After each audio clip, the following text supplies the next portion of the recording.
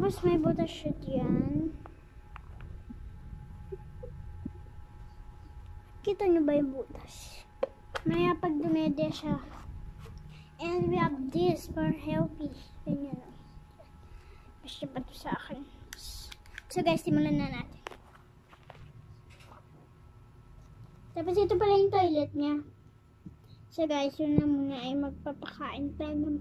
Papaanoy muna natin siya ng